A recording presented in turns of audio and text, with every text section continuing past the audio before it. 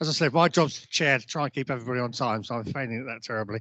But I think that the health is the background for everything that we're trying to do today. Some short-term investment in our local transport system will have long-term effects, not only for the local government, but for central government as well.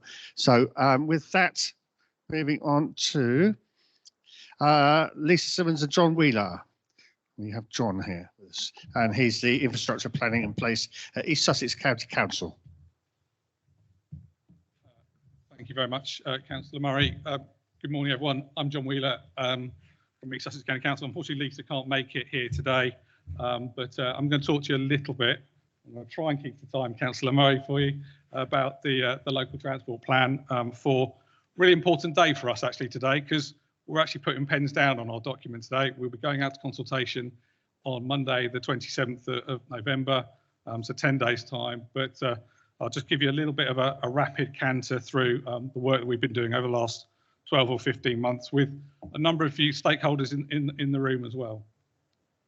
So just a very brief overview what I'm going to talk about today. I'll talk a little bit about the strategy itself, and then talk a little bit about the implementation plan, but also about the comms and engagement approach, which we're going to be undertaking over the next 3 months. So what is a local transport plan? Well, it's a statutory document. We have a requirement as a local transport authority to have an LTP in place.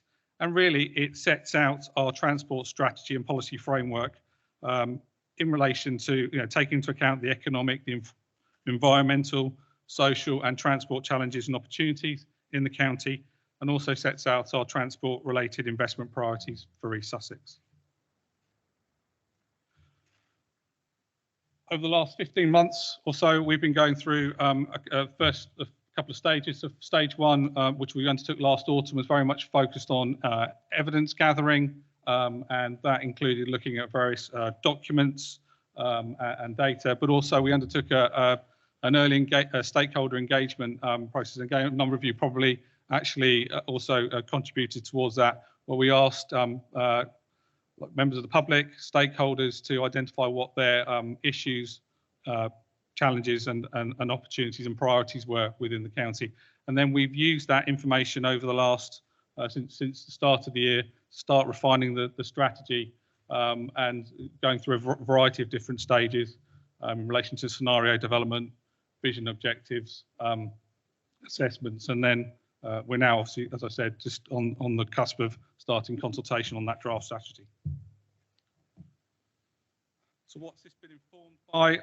Our strategy is very much embracing the concept of planning for people and places. Certainly over the last 8 to 10 years, that's become an increasing emphasis, and moving away from the sort of previous planning for vehicles approach, which has been taken to transport planning. We've also, in doing so, we're also embracing the need to looking at decarbonisation of transport, creating healthy places, obviously looking at sustainable economic development and protecting and conserving our environment as well. In terms of development strategy, we've looked at a variety of policy and data from current national, regional, local strategies and policies across transport and wider policy areas.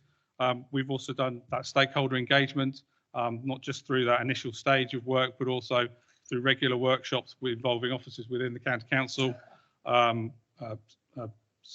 own teams, but also wider stakeholders across the county.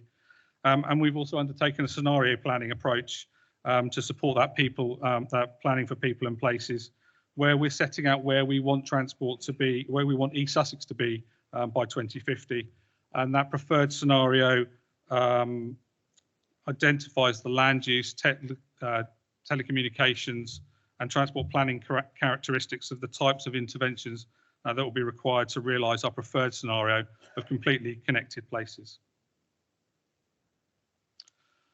So our vision for the LTP is very much focused on an inclusive transport system that connects people and places.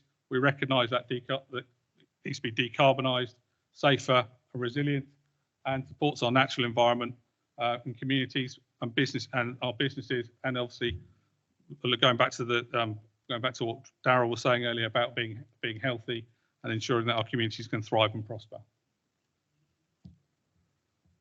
That's then translated into 6 objectives which support that vision, and there's some differences certainly between those and the ones that we've got in our current local transport plan, and each objective is then supported by a series of outcomes.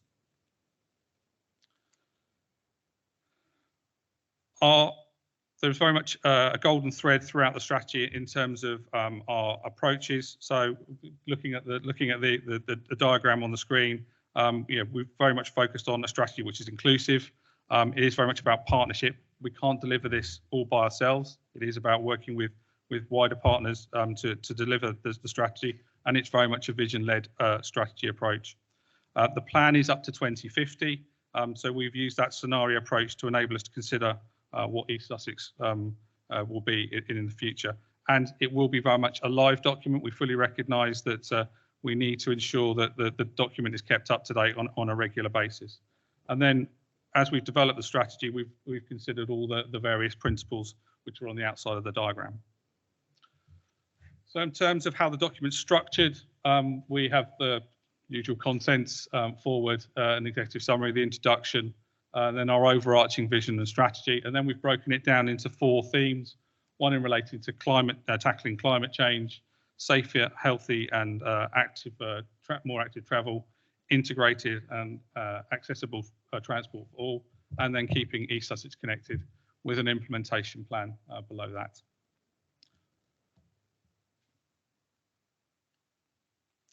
So first theme, tackling climate change and enhancing the local environment. We've very much put this up front and centre in our strategy, so we've dedicated a separate chapter to this. It is very much focused on that decarbonisation of the transport system, and there are a number of different policies which are included within that strategy, particularly relating to reducing emissions, focusing on zero emission vehicles and the infrastructure required to support that, but some new ones as well in terms of energy supply, which is not something that we've necessarily had in a transport plan before, but certainly that's something that we've very clear, particularly with the need for additional energy for EV and the like.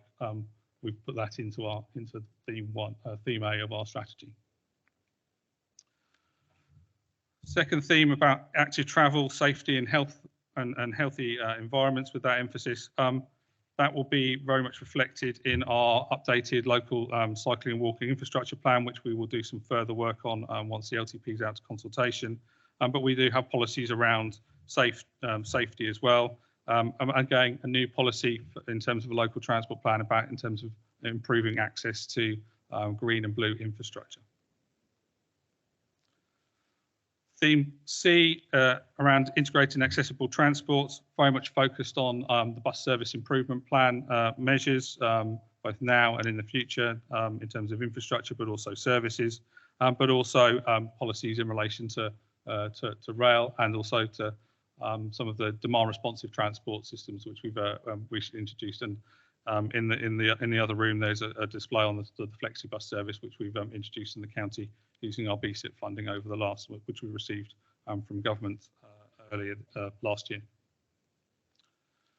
And then finally, theme D is around keeping the county connected, and very much reflects some of the principles within the Transport for the South East strategy and its strategic economic infrastructure plan. It also includes policies in relation to parking, as well as maintaining and managing the highway assets in the county.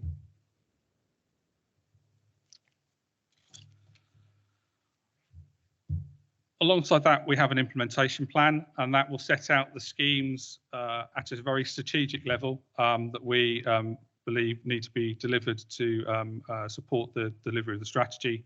And as part of the implementation plan, we also set out indicative timeframes in terms of whether short, medium or long term, indicative costs, as well as potential sources of funding and delivery partners. Again, as I say, it's not all down to the County Council to deliver some of these, the measures within the local transport plan, but very much working with partners, whether the bus operators, train operators, borough and district councils to deliver that infrastructure. So The next 3 slides show the schemes and initiatives that will help to deliver those. Certainly theme B, which relates to safety, safer, healthier, and more active travel, and that's showing the sort of the active travel measures. Probably may not see all of that, but certainly all of this will be in the document when it's published. And then moving on to theme C, related to inclusive and accessible transport. This shows the urban, inter-urban and rural bus-related schemes and services, as well as rail-based schemes.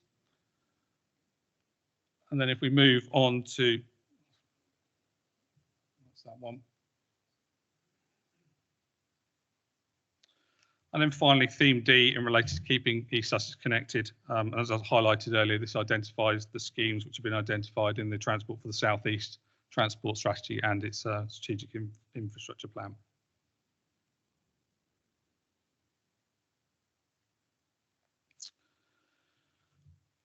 Delivery of all of the interventions and policies within the LTP will be subject to funding. This funding does not come often from one source, so we will be required to sort of look for blends of funding and bring those together to enable some of these schemes to come forward. As I said, delivery of the plan is also not solely at the door of the county, and again, we will need to be working with other partners or these partners taking the lead to deliver those schemes. So that also includes the borough and district councils, the train operators, the bus operators, and also communities as well.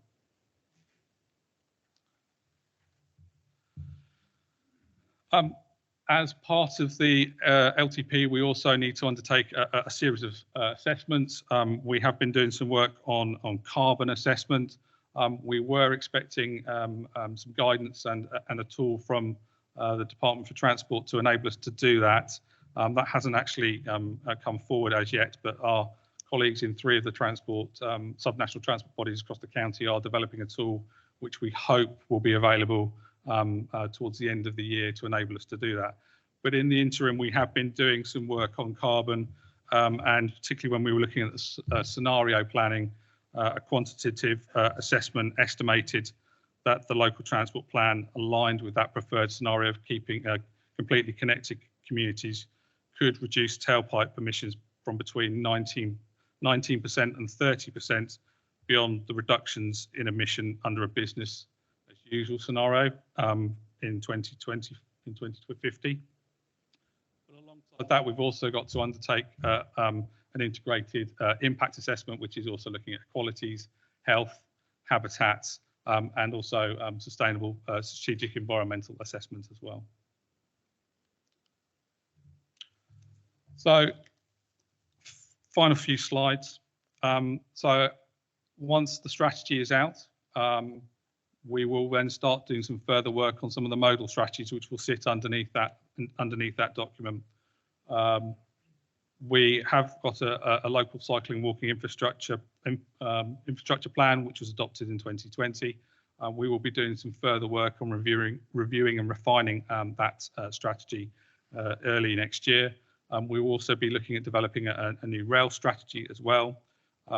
We have our bus service improvement plan, which was adopted in 2021.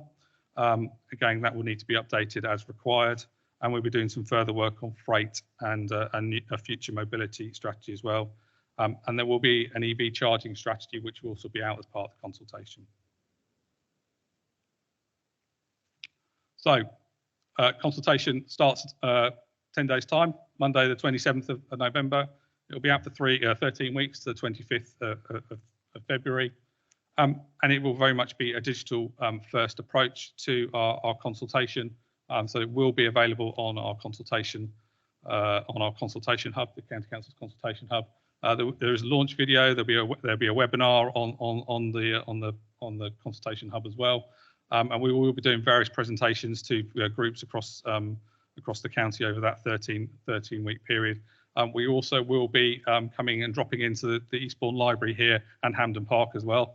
over that course. I think it's got 2 or 3 sessions in, I think, Eastbourne, and maybe one, I think 1 or 2, and look at Douglas, 1 or 2 because he's organised it, 1 or 2 in Hampden Park as well. So that will give people the ability to just come in and talk to the LTP team and ask any questions, but also to if they give us their views as well.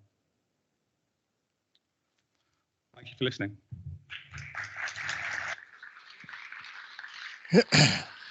Thank you, John. If I want to ask Craig up, please, who's from the East Sussex County Council bus team.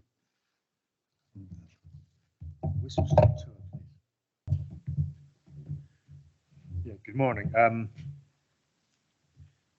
Yes, as Councillor already said, I'm the manager of the passenger transport team. We developed a bus service improvement plan back in 2021. It's a bit of a lag, apologies. We've got 42 slides and I think we've got about 3.5 minutes. So the national bus strategy. Point that anywhere in particular? Where do we point the dobber? That end. Point it towards him. Ah, okay, cool. So the national bus strategy was launched early 21, and then during that time, so that was done by Boris Johnson, quite a bit of fanfare there. Then we had the Bus Back Better national bus strategy, and transport authorities were requested to submit a bus service improvement plan, a BSIP, by the end of October 21, which we did in East Sussex, combined with operators and other stakeholders. Our bus service improvement plan asked for 99.1 million, and we got 41.4, which is actually a very, very good allocation. It's actually the best allocation per head of population for a rural transport authority. So we got about 80%. It is broken down by capital and revenue. We got about 80% of what we asked for in terms of capital, and 35% of what we asked for in terms of revenue. So in simple terms, basically more buses to more places for a reduced price is what we are aiming to deliver, with better infrastructure and higher quality and more information provided. And that's exactly what our consultation, before as we were developing BSIP, 1,500 respondents basically said they wanted more buses for cheaper price.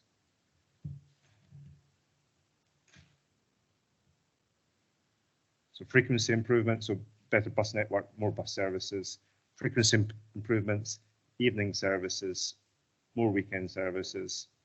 In terms of bus priority, more physical bus priority and traffic light priority at junctions. Reduced fares, simplifying fares, and a kind of step change in rural service provision.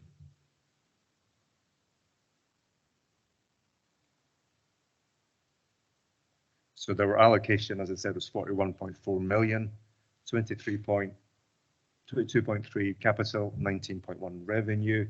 It's a 2.5-year allocation by the time we got the funding, but we did request for and get permission to extend the bus service improvement by an extra year. So most of the BSIP is until March 25, whereas the bus service improvements are actually running till March 26.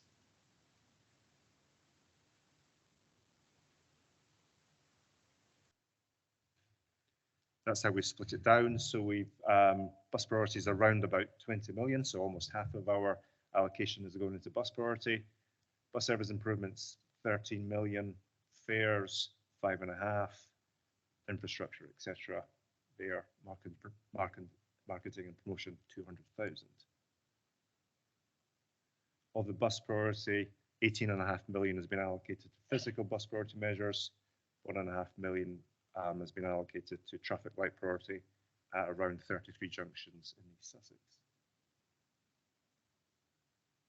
Of the 13 million put into improving bus services. 10.5 million has gone into conventional. So conventional bus services, fixed route, fixed timetable. That equates to just over £3 million per year of bus service improvements. Those are now in place. Most of those started on the 27th of July this year. So there's increased frequencies and more weekends and some more evening services. We've allocated 2.5 million to digital demand responsive transport. I'll just kind of skip over this, but there is on our website now information on the bus service improvements. You can actually click on this web address up there. Obviously not now, but we will share the slides, and you can look at service improvements, for example, a newer extended route, daytime frequency improvements, evening frequency improvements, and Sunday frequency improvements. So that's a map-based information about what bus services have been improved as part of our BSIP.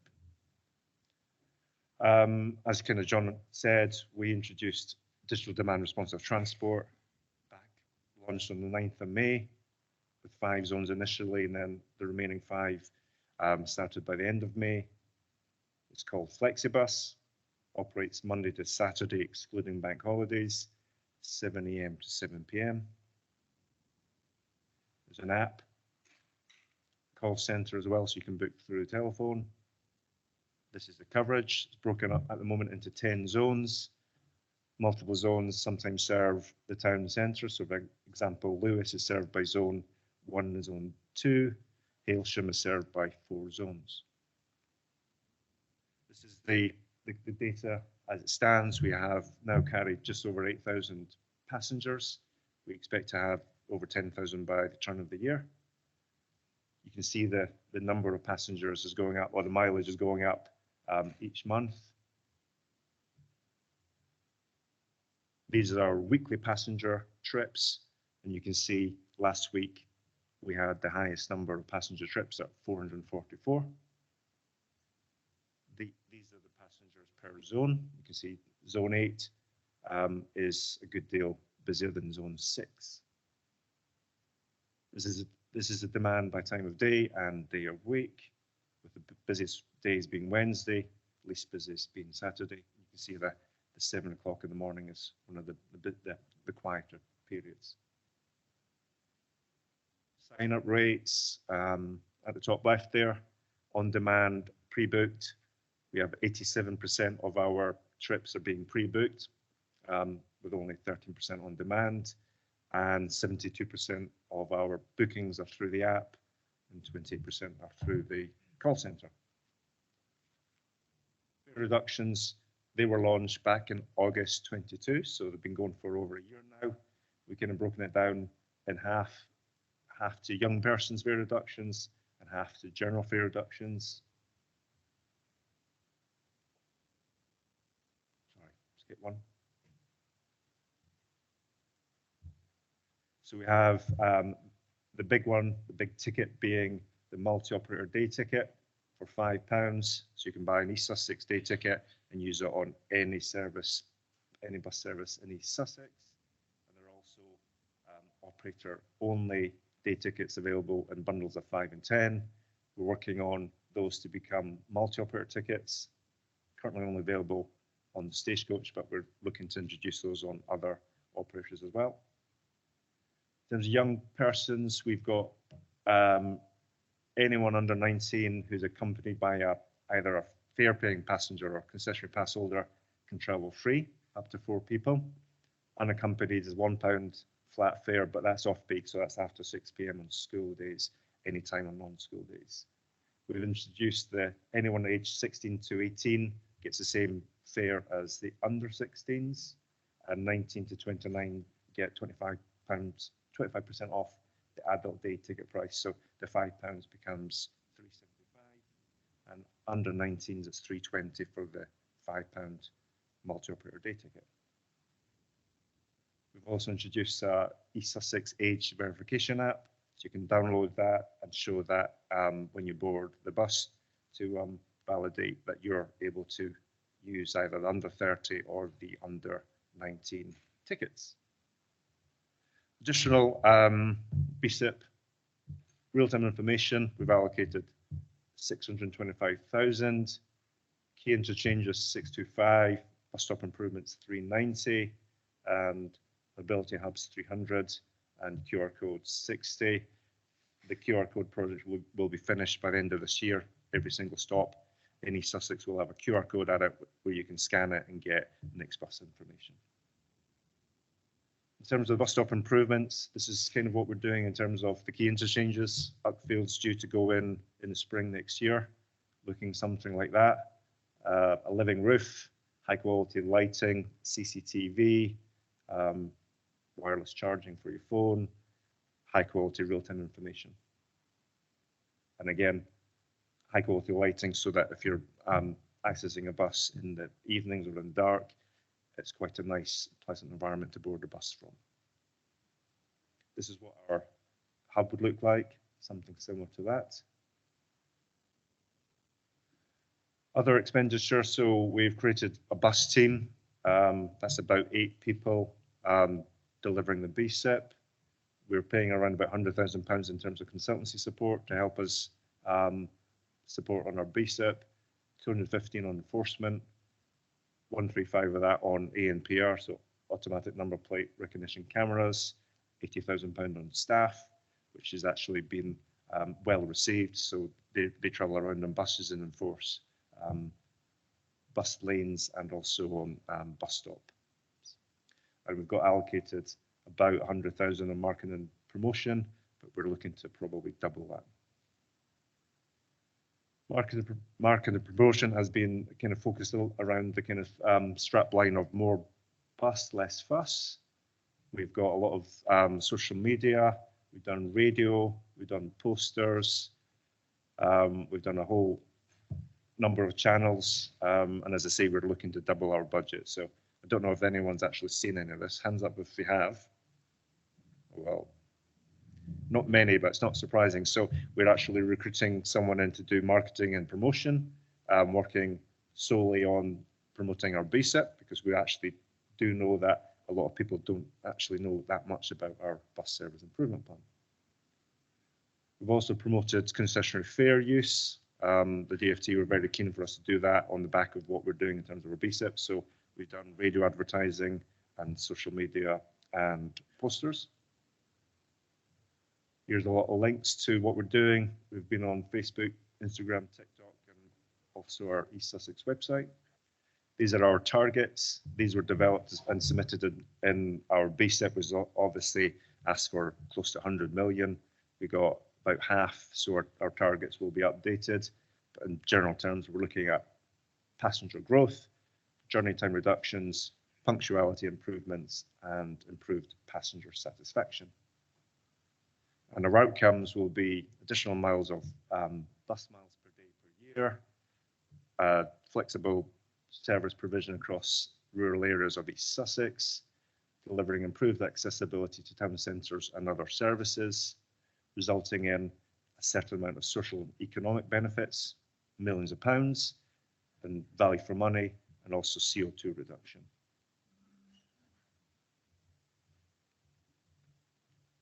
Where we are now is we're at around about 95% passenger numbers as per pre-COVID.